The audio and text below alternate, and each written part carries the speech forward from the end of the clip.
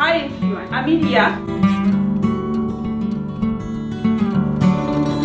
Welcome back to my channel.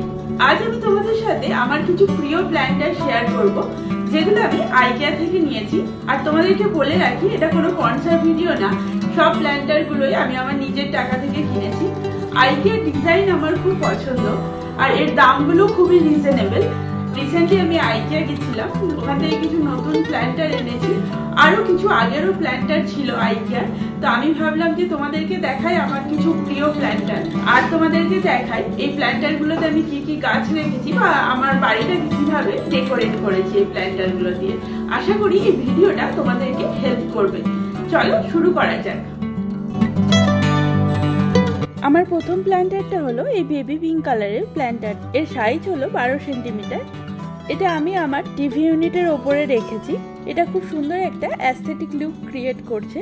তোমরা যে কোনো কালারফুল গাছ বা এই দেখো আমি যেরকম জিজি প্ল্যান্টও রেখেছি, তোমরা এর মধ্যে রাখতে পারো, খুবই সুন্দর লাগবে। দ্বিতীয় প্ল্যান্টারটা দেখো, এটা হচ্ছে হোয়াইট কালারের একটা প্ল্যান্টার। এটাও 12 সেন্টিমিটার মতো হাইট, আর এটার একটা গ্লসি লুক আছে। এটা আমি আমার বুক সেলফে এরকম সাজিয়ে রেখেছি। তবে তোমরা কোনো কর্নারের মধ্যে এই প্ল্যান্টারটা রেখে তার মধ্যে হ্যাঙ্গিং কোনো প্ল্যান্ট রাখলে আমার মনে হয় আরো খুব সুন্দর লাগবে।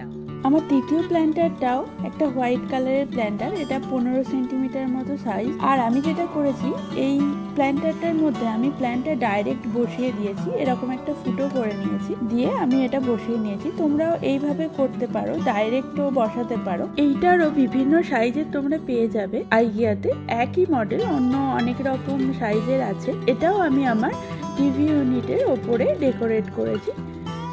আমার চতুর্থ প্ল্যান্টারটা একটা প্লাস্টিকের প্ল্যান্টার, কিন্তু এর কোয়ালিটিটা খুবই ভালো, বা ফিনিশিংটাও খুব সুন্দর, আর দামটা খুবই রিজনেবল। তো এইটা আমার কাছে দুটো আছে। স্নেক প্ল্যান্ট গুলো এটার মধ্যে এইভাবে ডেকোরেট করেছি। একটা টি টেবিলের ওপরে রেখেছি, আর একটা বুক সেলফের মধ্যে রেখেছি। ফিফথ প্ল্যান্টারটা আমার টেরাকোটার প্ল্যান্টার। এগুলোর ফিনিশিং গুলো খুবই সুন্দর, আর দামটা তো অবশ্যই খুবই রিজনেবল। আর এটা যে কোনো ডেকোরেশনের জন্য ইউজ করা যায়। আবার আমারও কিছু ইচ্ছে আছে যে এটা পরে যদি আমি আবার কালার করি, আর এটাও ইচ্ছে আছে যে আমি এটাতে ডাইরেক্ট প্ল্যান্ট রাখবো। তো সেক্ষেত্রে আমি একটা নিচে এরকম একটা হোল করে নেব।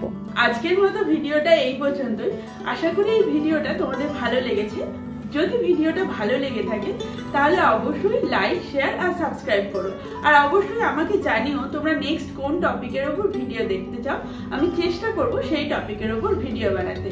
আজকের মতো এই পর্যন্তই। দেখা হবে পরের ভিডিওতে।